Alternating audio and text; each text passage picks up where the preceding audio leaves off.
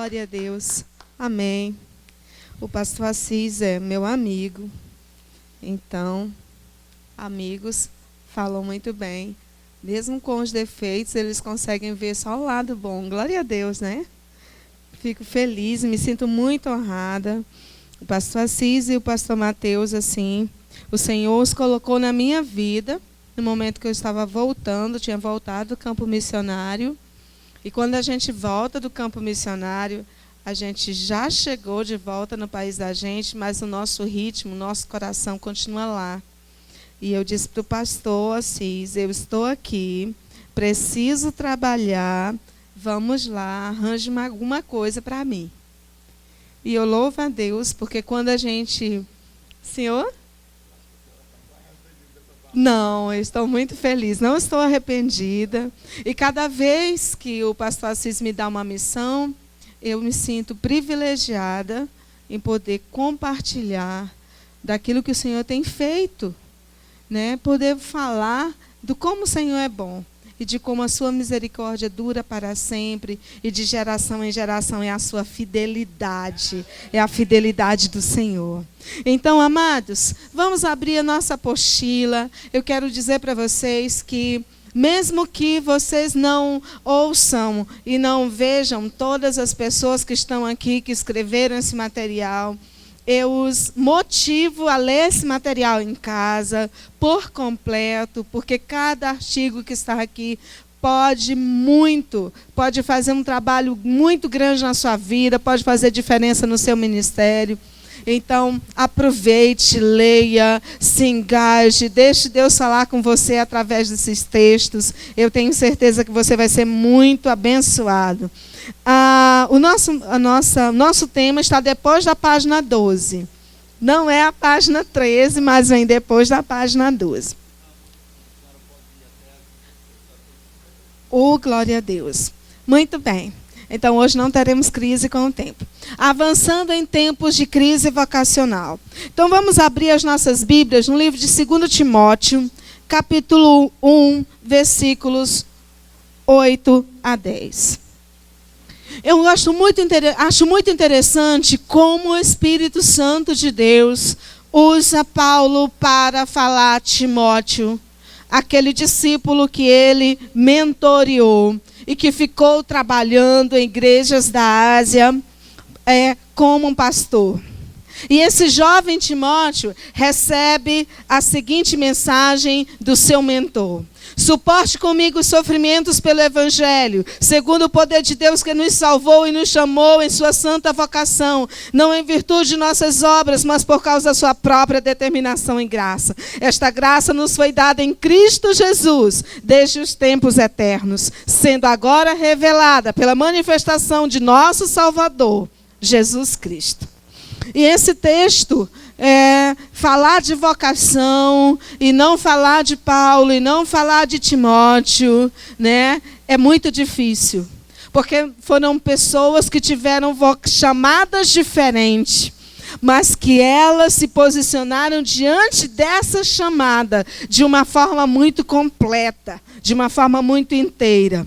E eu sempre gosto de fazer esse exercício com os irmãos, de pedir que os irmãos leiam somente o que está em amarelo, para que a gente veja assim o sumo desse versículo. Os irmãos podem ler comigo? Suporte os sofrimentos.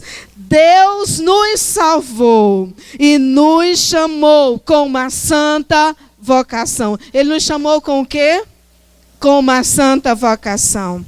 Por causa da sua própria determinação e graça, revelada pela manifestação de nosso Salvador, Jesus Cristo. Uma coisa interessante, quando a gente fala da vocação, que vocação e chamada, elas são sinônimos, né? Nós não somos vocacionados ou chamados, nós somos chamados, nós somos vocacionados. E essa palavra vocação, que também significa chamada, ela já aconteceu conosco a partir do momento que nós entendemos o plano da salvação, entendemos que somos pecadores e que necessitamos de Cristo, porque sem o sangue de Cristo não há perdão de pecados. Sem o derramamento do Cordeiro perfeito, que é Jesus, nós não podemos ser lavados, nós não somos perdoados dos nossos pecados. E quando nós compreendemos que necessitamos de Jesus, que necessitamos de salvação, nós entendemos a nossa chamada. Nós somos chamados para ser salvos, nós somos chamados para adorar a Deus, mas nós somos chamados também para trabalhar para Ele. Esta é a nossa vocação, adorar a Deus e trabalhar para Deus, viver para Deus, servi-lo na beleza da sua santidade. Mas o nosso tema é falar de crise, avançar em tempo de crise. E aí a gente pode ver que crise é a ausência, é a piora. Crise é um momento difícil de determinado projeto. Crise é a manifestação violenta de um sentimento. É um momento perigoso, é um momento de crise. Aí se a gente pensa em vocação, a gente pensa que vocação é um chamado. Vocação é uma tendência que me leva a uma ação. Vocação é uma atitude que a gente tem diante de algo que a gente nem sempre sabe explicar. Por que você quer ser professor quando crescer? Eu não sei, mas isso está dentro de mim. Então é algo que está dentro de nós e nos impulsiona a uma ação. E o Senhor Jesus, Ele nos comprou com o seu sangue. Então nós somos dele, nós pertencemos a Ele. Isso significa que nós temos a mesma missão que Ele. Como Ele veio e se entregou por nós, Ele também nos chamou para que nós façamos a sua obra na terra. E da mesma forma que Ele abdicou do seu trono, Ele nos chama a abdicar, Ele nos chama a renunciar a nós mesmos e tomar a nossa cruz e segui-lo. Isso significa imitá-lo, fazer aquilo que Ele fez, mesmo dentro das nossas limitações humanas. Essa é a nossa vocação, é a nossa chamada. Fomos chamados para a salvação, mas somos também chamados para a ação. E um termo do direito, quando ele descreve o que é vocação, ele diz que vocação é a convocação feita a alguém para que essa pessoa tome posse. Tome o quê, meus irmãos? Posse. Convocação feita a alguém para que esse alguém tome posse daquilo que ele pertence por direito. Então a gente vai perceber que a nossa vocação, a nossa chamada não pode ser algo pesado, porque é uma dádiva. Deus está nos chamando para que tomemos posse daquilo que Jesus Cristo conquistou na cruz do Calvário. Ele quer que nós tomemos posse do direito de anunciar o perfeito Filho de Deus.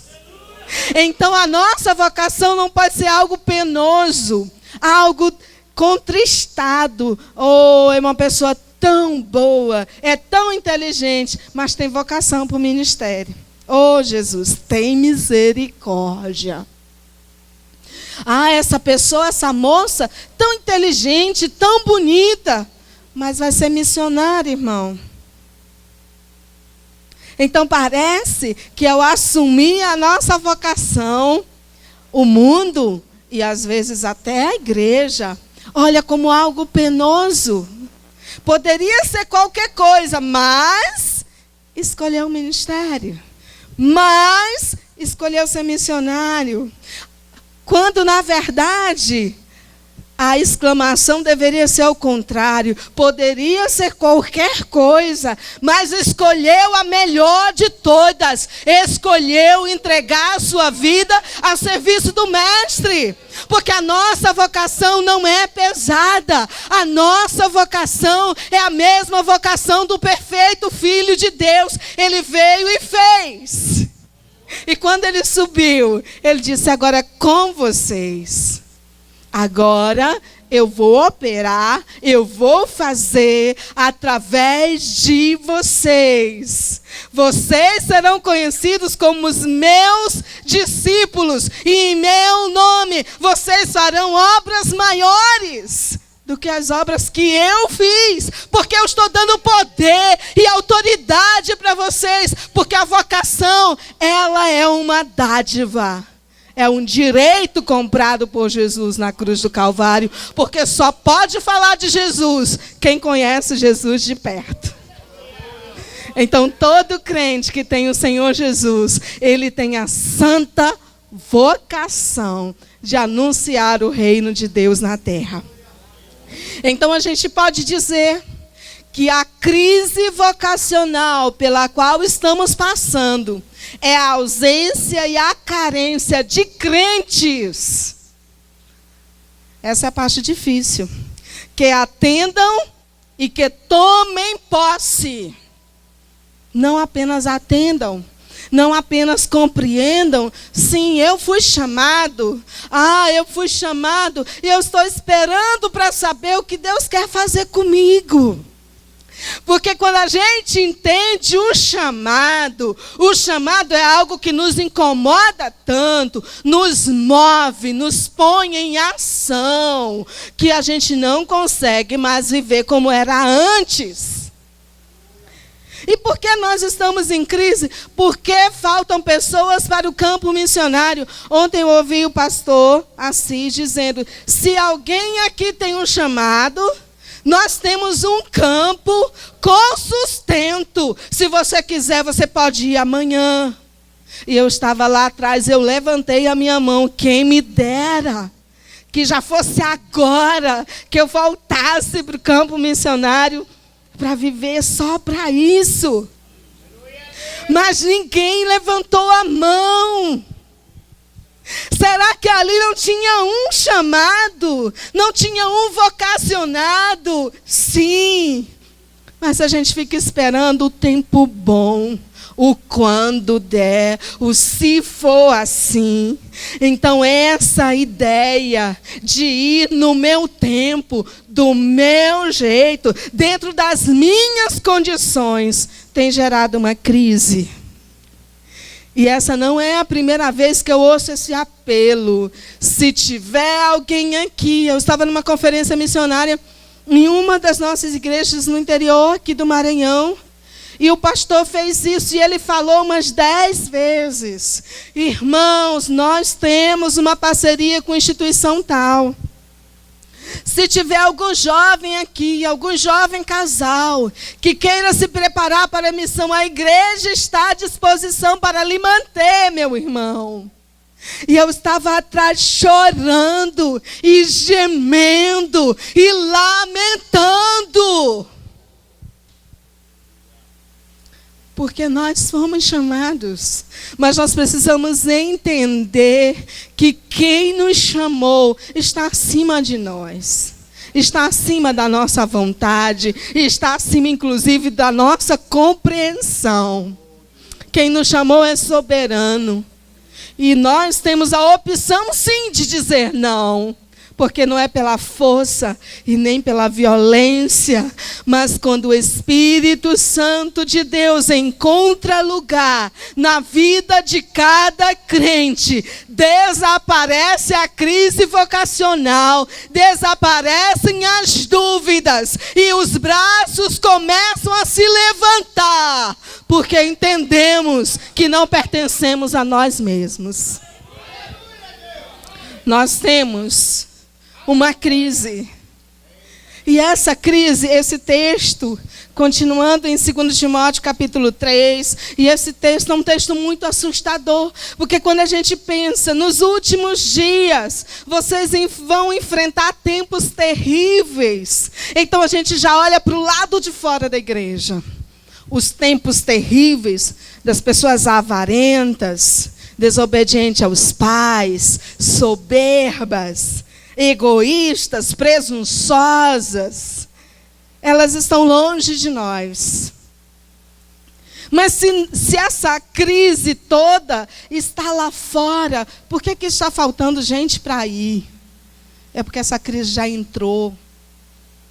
E nós precisamos. Essa conferência ela não é por acaso. Isso não é retórica. É porque o dono da obra sabe exatamente onde movimentar para que a sua obra não pare. Nós não estamos aqui porque nós somos bons, ou porque nós viemos e escolhemos estar aqui. Nós estamos aqui porque Ele nos escolheu. Ele falou conosco. A questão é também, Ele não falou só conosco. A questão é que nós fomos os que ouvimos e obedecemos, e viemos, e aqui estamos. Não estamos aqui porque somos desocupados, ou porque não temos outra opção de onde estar. Nós estamos aqui porque ouvimos a sua voz. E se ouvimos a sua voz, é porque nós o conhecemos. Porque a palavra de Deus diz, Jesus diz, as minhas ovelhas ouvem a minha voz e me seguem. Elas conhecem a minha voz. E daí nos leva a crer que a crise vocacional, ela também é causada por a falta do conhecimento do verdadeiro Cristo que nos salvou. Eu não consigo crer que um salvo com consciência de salvação, ele pode continuar no seu banco por anos sem produzir frutos para o seu Deus, para o Cristo que lhe salvou. Nós nunca vamos pagar o que o Senhor fez por nós, mas nós podemos louvá-lo com as obras, através dos talentos que Ele mesmo nos deu. Deus nunca vai exigir de nós algo superior àquilo que Ele mesmo colocou dentro de nós. A crise não é a ausência de talentos. A crise é quando eu me nego a trabalhar para o Senhor com os talentos que Ele mesmo me deu. E se isso existe, e se essas interrogações existem, e se essa inação, se essa paralisia espiritual existe, é porque está faltando mais contato com o dono da nossa alma, com aquele que comprou a nossa alma com o seu sangue, e que está falando conosco de diferentes formas. Venha, coloque os seus talentos, aqueles talentos que eu coloquei dentro de você, para se movimentar, para fazer, para produzir. São toda a crise vocacional em relação ao reino de Deus, ela é antes de tudo uma crise espiritual. Nenhuma crise com os crentes acontece antes que a crise espiritual aconteça. Ninguém pode dizer, eu não tenho um chamado. Eu não sei, Deus, para que foi que o Senhor me chamou. Quando eu souber o que o Senhor quer de mim, eu vou fazer. Sabe por que não existe isso? Porque o Espírito Santo de Deus, Ele testifica ao nosso espírito. Ao Espírito de Deus que está dentro de nós, que veio de Deus, que é a essência de Deus. E se nós temos comunhão com o Espírito Santo de Deus, Ele fala conosco e nós entendemos qual é a vontade de Deus para as nossas vidas. E quando a gente entende o que é que Deus quer de nós, a gente trabalha para Deus. Mas aí tem uma outra questão que às vezes a gente ora e a gente pede: Senhor, qual é a tua vontade na minha vida? Qual é o meu chamado específico? O que é que eu devo fazer na tua casa? E o Senhor nos responde. Mas às vezes não é exatamente o que nós gostaríamos de ouvir. Então, ao invés de obedecermos, nós oramos de novo e esperamos que o Senhor mude de resposta. Só que o Senhor é soberano. E a vontade do Senhor dificilmente muda para as nossas vidas. E se Ele nos manda para um lugar e nós vamos para outro, isso não significa que foi a vontade dEle, mas que foi a nossa vontade que prevaleceu, porque nós temos livre-arbítrio. Mas a vontade do Senhor é a boa, é a perfeita e é a agradável. É agradável para Ele e é boa e perfeita para nós. Eu fico muito preocupada quando a gente fala de crise, que a gente vê tantas pessoas dizendo que ainda está cantando o eu quisera no futuro do pretérito. Eu quisera ir ao campo missionário. Eu até gostaria de ter o desejo. E sempre que eu canto essa música, eu digo, eu quero hoje, agora. Enquanto você estiver cantando, eu quisera, e aí tem uma razão para esse hino existir. A pessoa que cantava, que fez esse hino, não tinha braços e não tinha pernas. Então, ele tinha motivo para cantar eu quisera. Mas eu tenho braços e tenho pernas. E eu não vou falar no futuro do pretérito. Eu vou dizer, eu quero agora. Eu quero hoje. Eu entendo qual é o meu chamado e qual é a minha vocação. Sem desculpas. Porque a gente tem um monte, a gente pode encontrar muitas desculpas para não fazer. Por que a gente tem crises?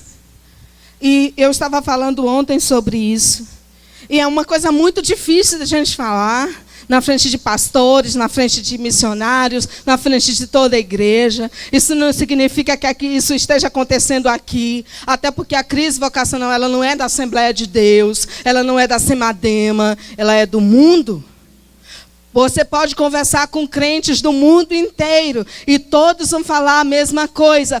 Falta gente para trabalhar. Está difícil encontrar pessoas para os cargos da igreja local.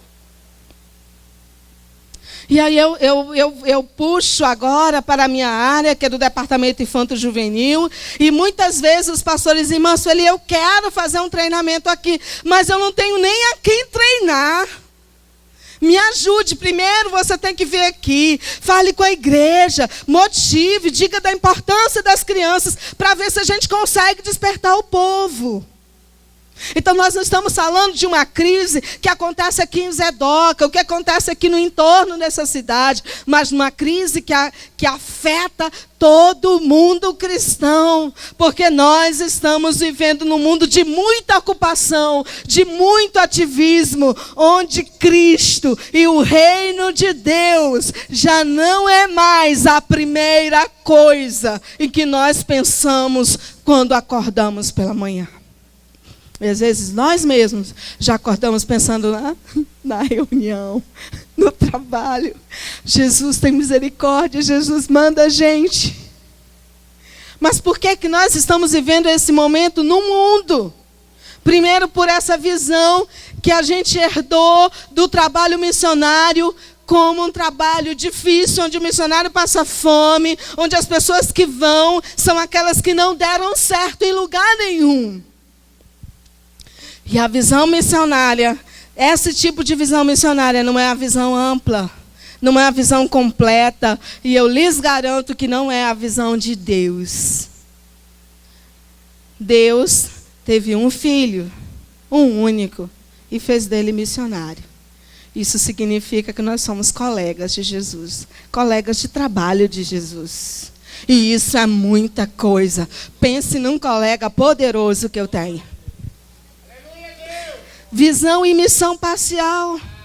O que é a missão? Nós vamos fazer missão quando der. Missão é só lá fora, ou missão é só aqui dentro. Ou a gente só vai fazer missão depois que a gente evangelizar todas as cidades do Maranhão, todas as casas da nossa rua, todos os bairros da nossa cidade. Quando a Bíblia é muito clara em dizer: vocês precisam tanto quanto, é ao mesmo tempo, é aqui e lá, é depois de amanhã, mas é também hoje e é daqui a 5 anos que se o Senhor Jesus não tiver voltado. Visão de missão integral. A missão que enche a barriga das pessoas, que corta o cabelo e que fala de Jesus, que se aproveita de todas as estratégias e de todos os momentos e que evangeliza os surdos e os cegos e os coxos e aleijados, porque foi para eles também que o Senhor Jesus veio. Uma missão que possa olhar para todos e que possa ver em todos o valor de uma alma, o valor incalculável que valeu o sangue de Jesus Cristo. Segundo motivo, os pedestais vazios. E aí a gente estava falando ontem da falta de mestres, da falta de pessoas que ensinem, da falta de pessoas que se dediquem ao ensino da palavra, e a falta também dos bons exemplos, e a falta daquelas pessoas que a gente olhe, que a gente brilhe o olho e diga: eu quero ser assim quando eu crescer, eu quero fazer desse jeito, eu quero ser assim, eu quero ir nesse lugar, eu quero imitar fulano. Sabe por quê? Porque o apóstolo chama a atenção e diz assim: sede meus imitadores, como eu sou de Cristo.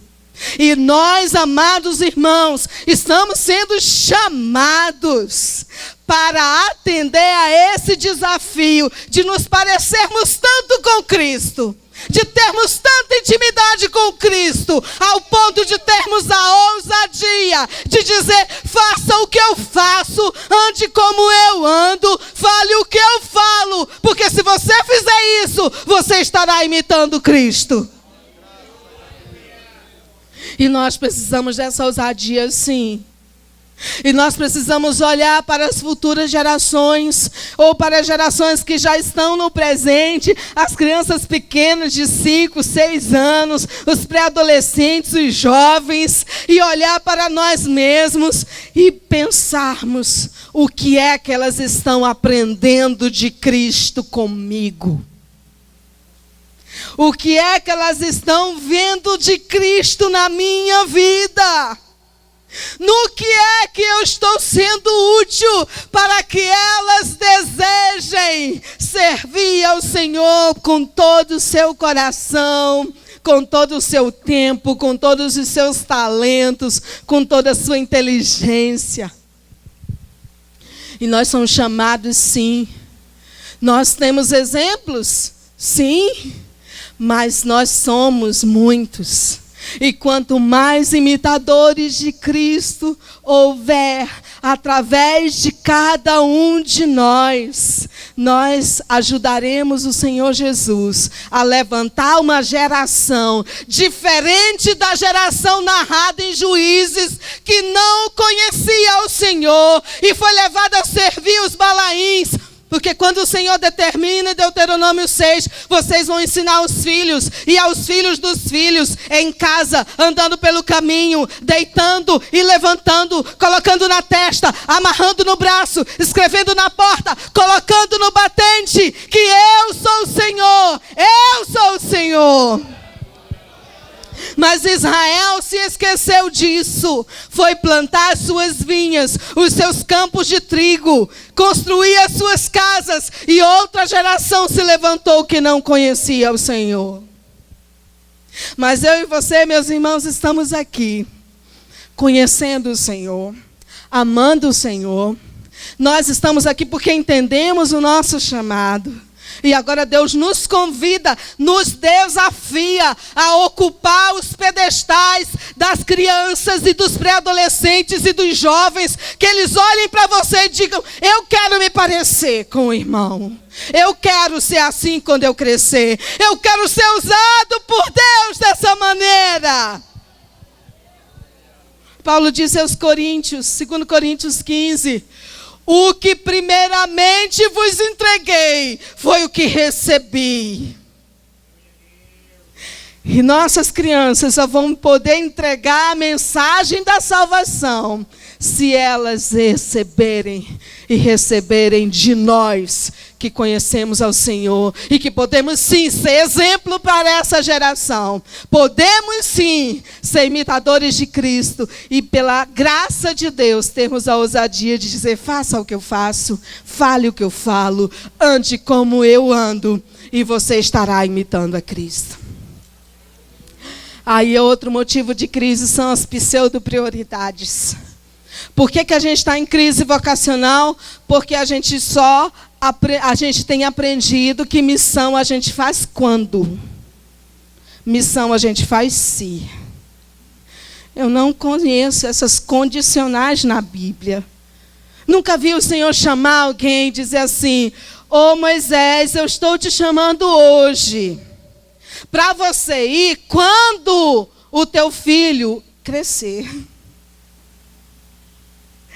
Quando o teu filho se formar. Ô Jeremias, eu estou te chamando agora. E você vai, depois que você estiver forte, ousado, aprender todas as estratégias. Paulo, eu estou te curando hoje, você está voltando a ver novamente. Agora você me conhece, então eu vou te enviar se não for alguém no seu lugar. Não tem isso na Bíblia. O Senhor chama e diz: eu vos chamei, eu vos escolhi, eu vos nomeei para que vocês vão e deem frutos, frutos que permaneçam.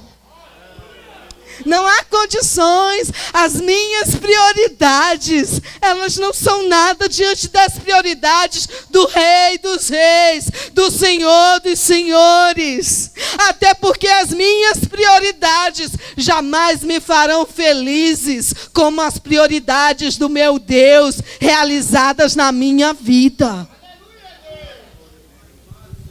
Outro motivo, púlpito sem Bíblia. Aí a gente pega pesado. Eu sempre digo que o pastor Assis pegou pesado comigo quando escolheu esse tema para mim. Mas o Senhor é muito bom.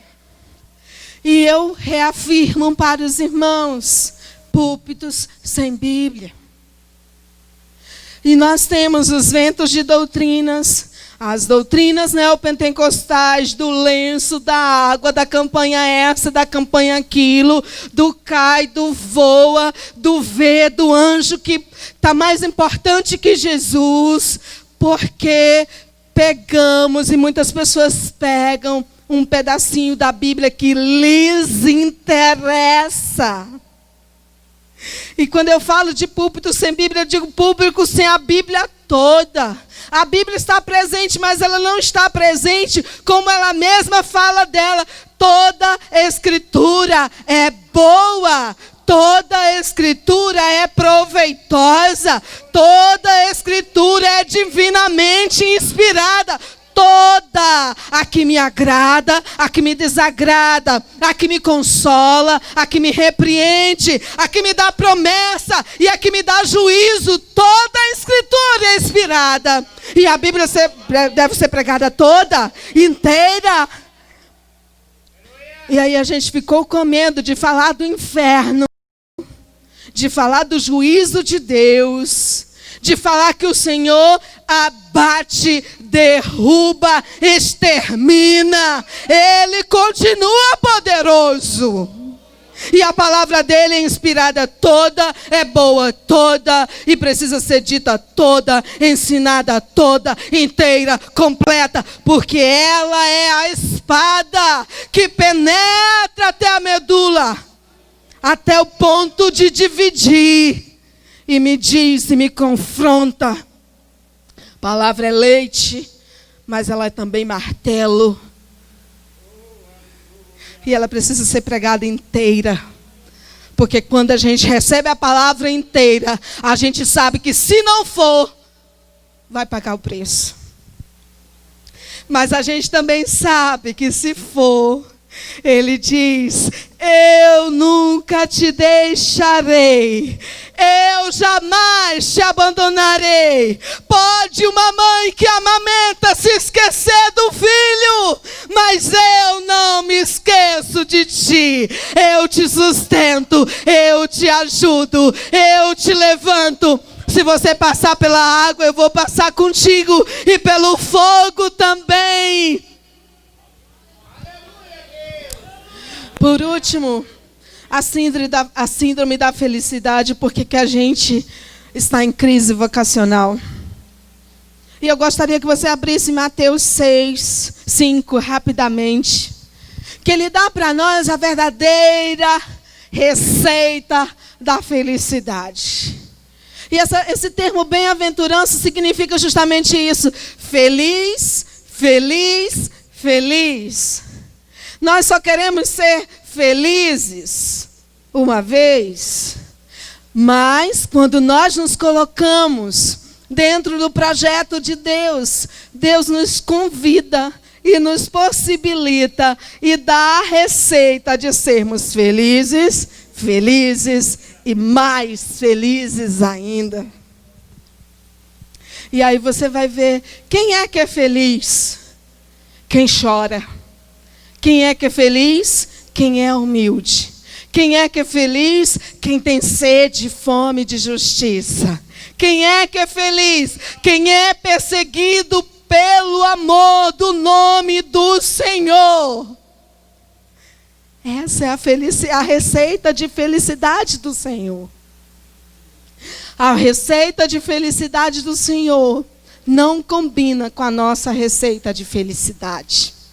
E por isso muita gente deixa de ir ao campo missionário, porque elas têm medo de não se realizarem. Como é que eu vou? E os meus sonhos? Quando eu entendi meu chamado, eu fui amedrontada pelos meus irmãos da minha igreja. Como é que você vai? Uma pessoa chegou para mim e falou assim: você é louca? Missionário não forma filhos. Você tem 2 filhos. Eles são muito inteligentes. E você vai colocar o futuro dos seus filhos em jogo. Deixa os seus filhos se formarem. Organiza. Você acabou de fazer um mestrado. Você acabou de construir sua casa. Você é louca. A África é aqui. Vai para um bairro e você vai encontrar a África. Se o Senhor te chamou para ficar no bairro, não saia de lá. Mas se o Senhor te chamou para atravessar os mares, não fique lá. E eu quero dizer para você, meus 2 filhos estão na faculdade e eu continuo sendo missionária. Porque Ele é fiel. E Ele tem planos muito maiores para nós do que os planos que nós mesmos temos para nós. Os planos de Deus para a minha alegria, para a minha felicidade, para a minha realização, não morreram quando eu atendi o chamado missionário. Eles cresceram, se potencializaram, se tornaram mais fáceis, porque agora eu não sonho só, Ele sonha comigo, e Ele tem o poder de realizar sonhos que eu não tenho. Mas, vamos para frente. Por que que nós podemos avançar na obra missionária em tempos de crise?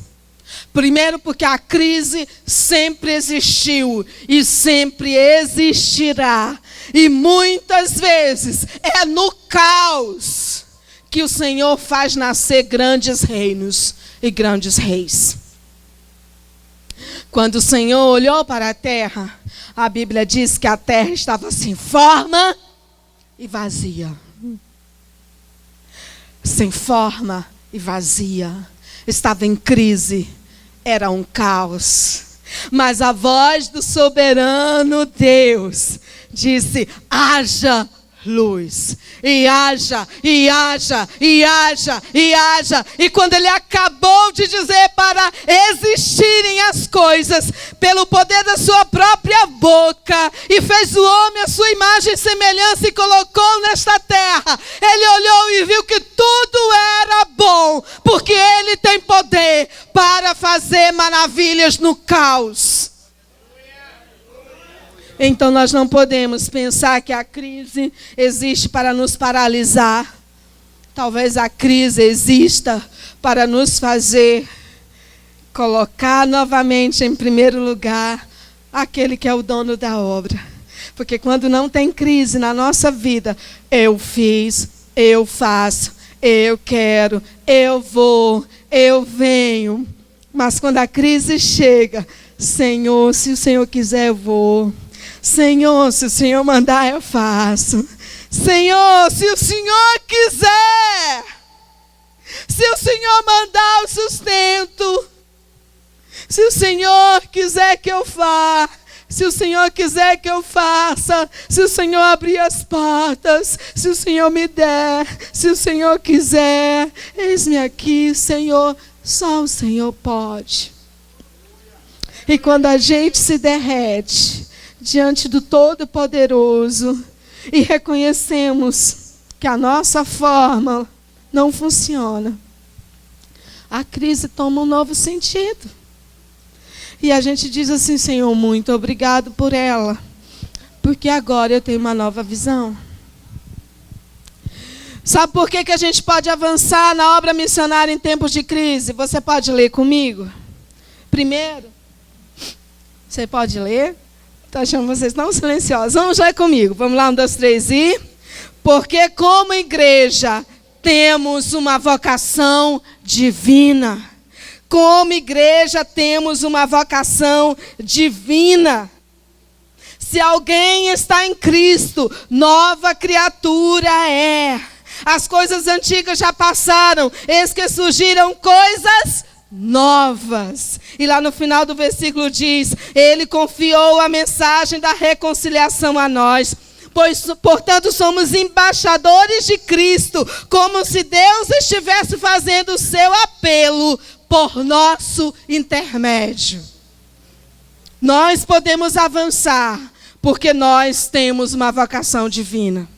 Nós podemos avançar porque nós somos embaixadores e embaixatrizes de Cristo. Ele está fazendo apelo ao mundo através de nós, que já nascemos da água e do Espírito, que já nascemos em Cristo Jesus, que não pertencemos mais ao mundo, que não somos mais daqui, que temos ligação com o céu, porque o céu é o nosso país, lá é a sede do nosso governo. Então a gente pode avançar, porque nós não temos uma vocação terrena, nós temos uma vocação divina.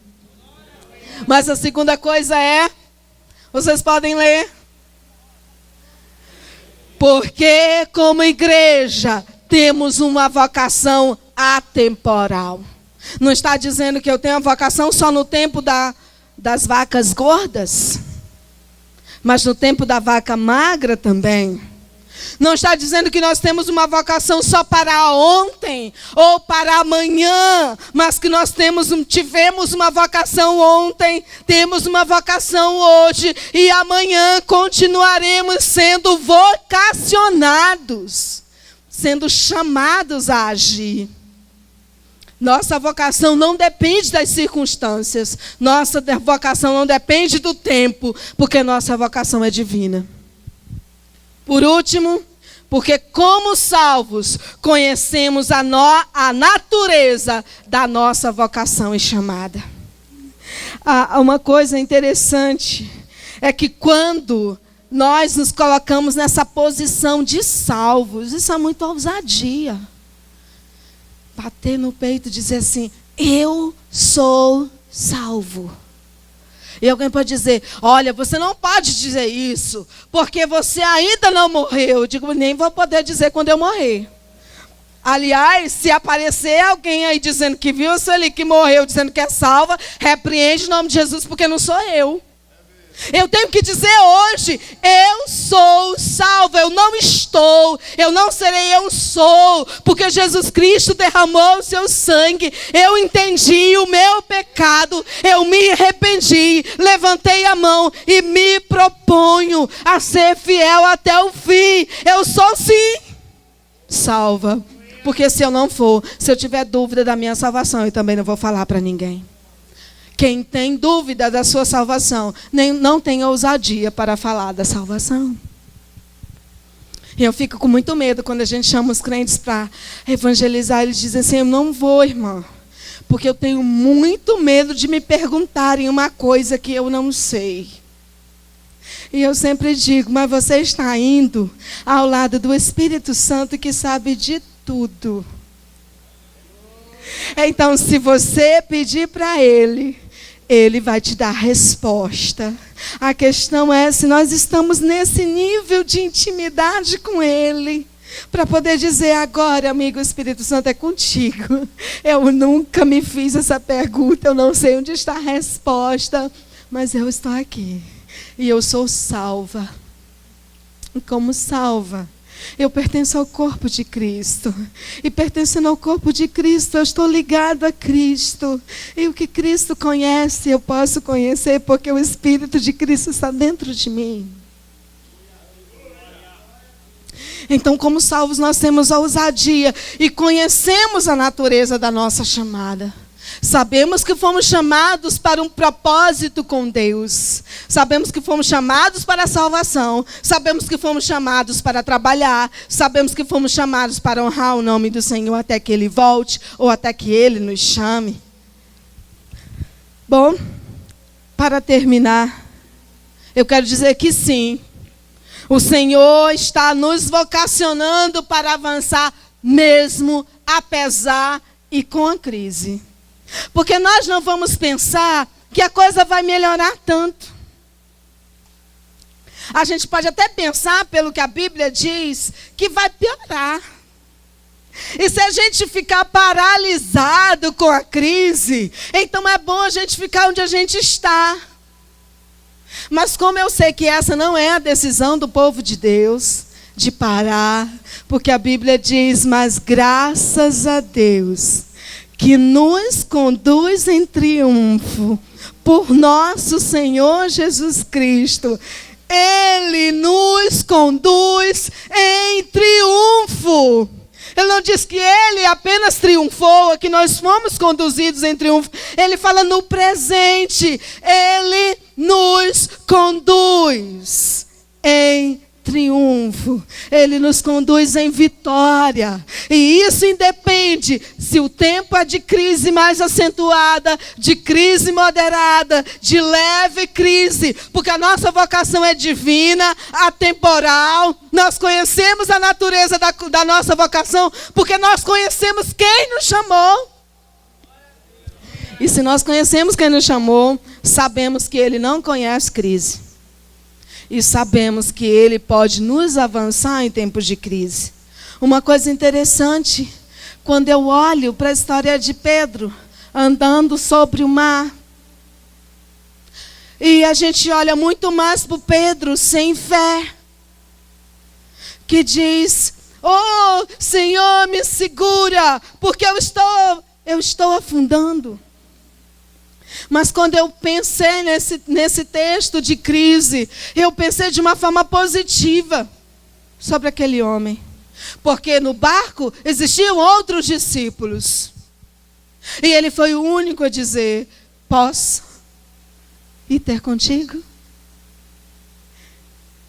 E eu quero dizer para você que mesmo que o mar esteja encapelado e que existam ventos e que exista tempestade, eu e você, mesmo na nossa pequena fé, mesmo nas nossas debilidades, incompetências, fragilidades, temos que ter a ousadia de dizer, eu vou avançar sim, mesmo que o mar esteja revolto, porque mesmo se eu fraquejar, existe um Deus bem perto, e que eu posso dizer, Senhor, socorro!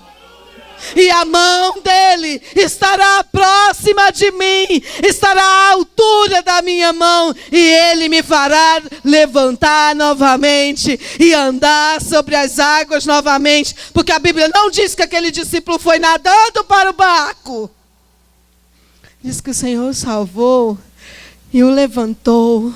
E nós não podemos temer o medo do fracasso, porque é o medo de fracassar que tem afastado muita gente do campo missionário. Eu não vou, e se não der certo? E se eu não ganhar alma? E se eu adoecer? E se for isso? Se acontecer tudo isso, o Senhor Jesus estará lá. E você vai poder clamar pelo nome dele. E ele vai levantar você. Porque a Bíblia diz que o homem cai, mas o Senhor levanta. Porque ele é poderoso. O Senhor está nos chamando pelo nosso nome. Cada um de nós somos conhecidos pelo Senhor. Nós não somos desconhecidos de Deus. Ele sabe o nosso nome. Ele sabe onde nós moramos. Ele sabe o que falta na geladeira. Ele sabe que o sapato furou. Ele sabe quantas camisas você tem que você não usa. Ele sabe de todas as coisas. E alguém pode dizer assim: mas o Senhor não me conhece.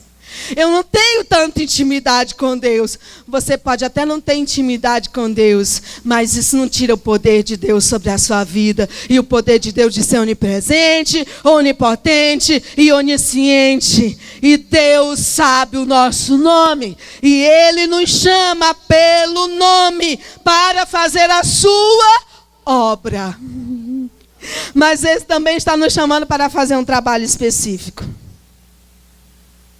O Senhor chamou cada um de nós para um trabalho específico. E não existe crente sem talento, crente sem condições de fazer, crente inútil. Até o Onésimo tem como encontrar um Paulo lá na cadeia e se transformar em útil. Porque quando a gente encontra Jesus, você pode ter sido a pessoa mais inútil da face da terra, mas você só é inútil até aceitar Jesus. Porque na hora que você aceita Jesus como seu Salvador, você é vaso escolhido para fazer a obra do Senhor. Você é útil para Deus.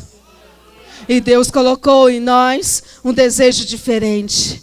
Eu gosto de trabalhar com uma coisa, você gosta de trabalhar com outra. Alguém foi chamado para ir ao presídio. Meu Deus, eu fui uma vez, quase morri. Senhor, eu fiquei orando. Senhor, levanta outras pessoas. O Senhor sabe da minha natureza. Jesus tem misericórdia de mim. E eu passei dias e noites aterrorizada com as imagens.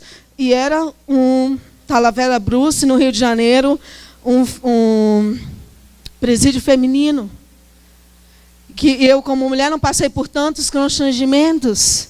Mas aquilo me aterrou, me aterrorizou. E outros podem dizer assim: eu não sei ir para o hospital.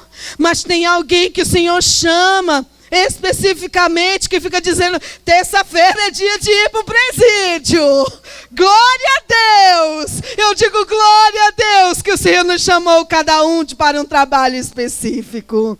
E alguém que gosta de ir para o hospital e se realiza visitando. E outras pessoas que gostam de trabalhar com criança. E outras pessoas que gostam de trabalhar com ação social. E outros que são bons mestres. Outros que são bons professores. Uns que cantam, outros que tocam. O Senhor fez um corpo com todos os membros. A crise só existe quando nós, como membros desse corpo, deixamos de executar a tarefa específica para a qual o Senhor nos chamou. Mas se todos nós fizermos aquilo para o qual fomos chamados, a igreja anda em sintonia, completa, feliz, como uma máquina onde não faltam parafusos e nem azeite e nem graxa. Então que Deus continue nos revelando o seu chamado específico e que nós possamos entender que cada chamado específico é insubstituível no corpo de Cristo. O que você foi chamado para fazer, você precisa fazer, porque se você não fizer, outros vão fazer outras coisas, mas o seu trabalho vai ficar sem ser feito. E o reino de Deus vai perder. E um dia você vai prestar conta diante do Senhor. Não existe nenhum talento que não seja precioso para o Senhor. A gente pode pensar que os serviços são mais fáceis ou mais difíceis. Mas eu tenho aprendido isso com o Senhor. Cada talento diante do Senhor tem um peso muito parecido. Então a gente vai se surpreender muito quando chegar no céu. E achar que talvez eu, que esteja aqui ministrando a palavra, vou ganhar uma coroa bem grande. E talvez a irmã que está orando por mim há anos vai receber a coroa e eu vou receber um grampo desse tamanho. Pequenininho. Porque não existe talento que não tenha importância no reino de Deus. E muita gente está deixando de executar o seu talento, de obedecer o seu chamado, porque acha que o seu chamado é insignificante. Mas se o Senhor te chamou, é porque tem um significado para Ele, mesmo que não tenha valor para nós. A opinião que interessa é do Senhor, então é bom executar o seu chamado. O chamado do Senhor está além da nossa vontade e está além do nosso entendimento. Não precisa entender o chamado. Precisa executar o chamado. Mas, irmão, gente, eu preciso saber o que é que Deus quer na minha vida. Vai fazendo. E eu fui fazendo. Eu digo que eu comecei, eu queria ser cantora, irmão. Pense. Graças a Deus, meus amigos já me ouviram cantar. E nunca ninguém me chama para cantar nem o hino da harpa. E eu fico feliz, porque eu não quero assustar os irmãos.